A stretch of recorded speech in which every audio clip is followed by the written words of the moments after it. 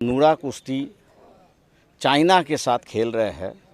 जब तक नूरा कुश्ती है तब तक इसका कोई धोखा नहीं है, लेकिन इस नूरा कुश्ती असलियत में अगर बदल गई तो शायद सभी को धोखा हो सकता है। और आज ये दिखाई दे रहा है कि चाइना ने उसका फ़ायदा उठाते हुए गोलियों से नहीं, पत्थर और दूसरे हथियारों से अपने जवानों को शहीद किया है। प्राइम मिनिस्टर से हमारा कहना है कि आप ये नूरा कुश्ती क्यों करना चाहते थे, उसकी वजह क्या है, ये देश को पहले बता दो। क्या इसके पीछे है, क्या राजनीति है? जो कुछ तथ्य हम लोगों के पास है, अगर सरकार कहने के लिए तैयार नहीं है, पंतप्रधान लोगों को बताने के लिए तैयार नहीं है, तो शायद हम लोग अपनी तौर से जो हम लोग को लगता है वो बात लोगों के सामने ले आएंगे। फिर सरकार ने ये नहीं कहना चाहिए कि भैया इतना टेंशन होने के बाद भी आप अलग वॉइस में बात कर रहे हो। ये अगर टालना है तो मैं प्राइम मिनिस्टर से अपील करता हूँ कि वो इस नूरा कुश्ती पर अपना बयान दे दे। देखिए, बाबा साहब की अगर हम लोग 1954 की राज्यसभा की अगर तकरीर सुने तो शायद उन्होंने आगाह किया था, 1962 के वॉर के पहले उन्होंने आगाह किया था कि चीन एक एक्सपांशनिस्ट है, वो एक्सपांशन करता रहेगा और भारत को उससे धोखा है, बचना चाहिए। और उन्होंने कई उपाय उसमें बताए थे कि क्या होना चाहिए, लेकिन उस वक्त की सरकार ने उनको सुना नहीं और आज हम लोगों को लगता है कि हम लोग उसका भुगतना भरना है। साम्यवादी चीन जंगल में फैलती हुई आग की तरह है जो सब कुछ जलाकर खाक कर देती है। लोकतंत्र भी, उससे दूर रहो। आज भले ही ना हो, लेकिन भविष्य में चीन द्वारा भारत पर आक्रमण का खतरा है। ये चेतावनी है भारतीय संविधान के निर्माता बाबा साहेब डॉक्टर अम्बेडकर की, जो उन्होंने 26 अगस्त 1954 में संसद में बोलते हुए दी थी। 1962 में चीन ने भारत पर आक्रमण किया और हमारी जमीन का एक बड़ा हिस्सा ले गया। बाद में उसे सही भी बताया। यह आलेख प्रसिद्ध साहित्यिक हरि नरके का है, जो उन्होंने मूल रूप से मराठी में लिखा है। हरि नरके आगे लिखते हैं कि बाबा साहेब डॉक्टर अम्बेडकर जब विदेश नीति पर राज्यसभा में बोल रहे थे, प्रधानमंत्री पंडित नेहरू बाबा साहेब का भाषण गौर से सुन रहे थे। एक सदस्य ने बीच में ही कुछ कहना चाहा तो अध्यक्ष ने उस सदस्य को फटकार लगाई। चीन के लाल भाई सत्ताधीश अति महत्वाकांक्षी, तानाशाह और आक्रामक है। यह बात कई बार सिद्ध हुई है। शांतिपूर्ण आंदोलन करने वाले लाखों युवाओं को रनगाड़े से कुचल डालने वाले चीनी सत्ताधीश क्रूर और जंगली है। ये बात अलग से बताने की जरूरत नहीं। आज चीन की दादागिरी, अन्य देशों को छलने के लिए अपनाई जाने वाली बाजारवादी अर्थनीति, संयुक्त राष्ट्र संगठन में चीन द्वारा इस्तेमाल किया जाने वाला नकाराधिकार यानी वेटो, ये सब देखकर लगता है कि चीन कुछ भी कर सकता है। ये भयानक आक्रमणकारी लोग सत्ता के लिए कुछ भी कर सकते हैं। आज दुनिया के विकसित देश कोरोना के संक्रमण से परेशान है। क्या इसे चीन की सोची समझी रणनीति माना जाए? हरि नरके लिखते हैं कि बाबा साहेब डॉक्टर अम्बेडकर की दृष्टि ऐसी कि उन्होंने 6.5 दशक पहले ही भारत को इसके लिए सचेत किया। साम्यवादियों का लोकतंत्र से तालमेल बनता नहीं है, उन्हें नैतिकता से भी कोई लेना देना नहीं।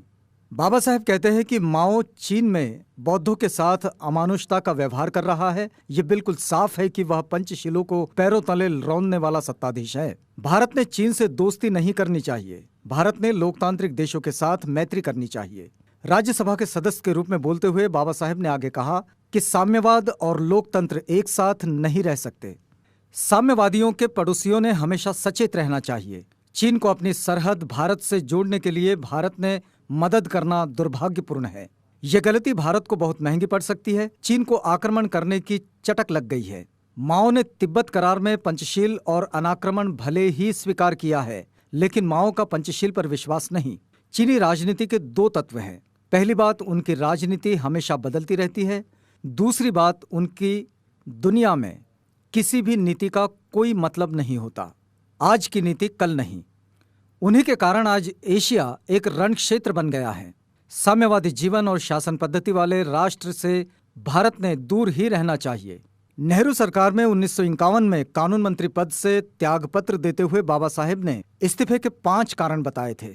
उनमें एक कारण था नेहरू सरकार की कमजोर विदेश नीति, जो उन्हें मान्य नहीं थी। पड़ोसियों से मैत्रीपूर्ण संबंध रखना ये प्राथमिक तौर पर ठीक है, फिर भी व्यावहारिक दृष्टि से संभावित खतरे से आंखें मूंद नहीं सकते। बाबा साहेब को लगता था कि चीन और पाकिस्तान, जो भारत के पड़ोसी देश हैं, भारत के साथ विश्वासघात करेंगे। उन्होंने चेतावनी दी कि इन दोनों देशों से भारत को खतरा है। आगे चलकर ये बात सच साबित हुई। स्वतंत्र भारत पर जो युद्ध थोपे गए वो इन्हीं दो देशों के द्वारा। इन्हीं के कारण भारत का रक्षा बजट बढ़ता जा रहा है। इस पर भी बाबा साहेब ने चिंता व्यक्त की थी। रक्षा नीति में भोलापन काम नहीं आता। चीनी ने बौद्ध बहुल तिब्बत की जो हालत कर दी है, उससे भी बाबा साहेब नाराज थे। वास्तव में चीन और भारत दोनों को प्राचीन इतिहास और संस्कृति की महान विरासत प्राप्त है। चीन के साथ हमारे शतकों पुराने व्यापारिक संबंध हैं। रूस ने द्वितीय महायुद्ध के बाद पास पड़ोस के 10 देशों पर कब्जा कर लिया। उसके पीछे उसका विस्तारवाद है। आक्रमणशील नीति का मुद्दा रूस और चीन दोनों पर एक सा लागू होता है। ये कहना है बाबा साहेब डॉक्टर अम्बेडकर का। बाबा साहेब अमेरिका और इंग्लैंड में जब अर्थशास्त्र में उच्च शिक्षा प्राप्त कर रहे थे, कई शीर्षस्थ मार्क्सवादी विचारकों का सानिध्य बाबा साहेब को प्राप्त हुआ। उस समय उन्होंने मार्क्सवाद का बड़ा गहरा अध्ययन किया। बाद में वे जैसे जैसे बुद्धिज्म के अध्ययन में आगे बढ़ते हुए चौतरफा अध्ययन करने लगे, वैसे वैसे हिंसा पर आधारित मार्क्सवाद से दूर चले गए। इस दौरान चीन और रूस में लोकतंत्र की नृशंस हत्या हुई और बाबा साहेब एक सच्चे लोकतंत्र के हिमायती के रूप में वे कम्युनिज्म से दूर हो गए। 1954 में मुंबई में उन्होंने कहा था कि वे महात्मा फुले को कभी नहीं छोड़ेंगे, लेकिन इसके साथ उन्होंने ये भी जाहिर तौर पर कहा कि वे मार्क्स को छोड़ रहे हैं। बाबा साहेब ने सन 1936 में जब इंडिपेंडेंट लेबर पार्टी की स्थापना की, तब कुछ कम्युनिस्ट मित्रों से उनकी नजदीकियां थी। लेकिन जब मार्क्सवादी मंडली ने बाबा साहेब के कुछ सहयोगी कार्यकर्ताओं को उनसे दूर कर दिया और 1952 के लोकसभा चुनाव में वोट खराब करो लेकिन बाबा साहेब को परास्त करो वाली जो भूमिका कम्युनिस्ट नेता श्रीपाद अमृत डांगे ने ली, इस विश्वासघात से बाबा साहेब को बड़ा आघात पहुंचा। किसी भी तरह का विधि निषेध ना मानने वाली ये विचारधारा जाति के सवाल पर मौन धारण कर लेती है और महिलाओं की समस्याएं भी इनकी प्राथमिकता में नहीं थी। इस पूरी पार्श्वभूमि पर नेपाल के काठमांडू में वैश्विक धम्म परिषद में बुद्ध या कार्ल मार्क्स विषय पर बोलते हुए बाबा साहेब ने जाहिर तौर पर घोषणा की, मार्क्स नहीं, बुद्ध ही हमारा मार्गदाता है। मार्क्सवाद का संपूर्ण परीक्षण बाबा साहेब ने इस भाषण में किया है। इस विषय पर बाबा साहेब के महापरिनिर्वाण के बाद भी ढाले ढसाल विवाद में खूब चर्चा हुई। ये विषय हमेशा चर्चा और वाद विवाद का रहा है। फिर भी कम्युनिस्ट चीन ये खतरे वाला विश्वासघाती देश होने के कारण भारत ने हमेशा चीन से सावधान रहना चाहिए। ये बाबा साहेब की चेतावनी आज भी बड़ी मौलिक है। बाबा साहेब की दृष्टि में देश सर्वप्रथम था, इसलिए उन्हें इस बात की बिल्कुल भी परवाह नहीं थी कि साम्यवादी मित्र क्या सोचेंगे।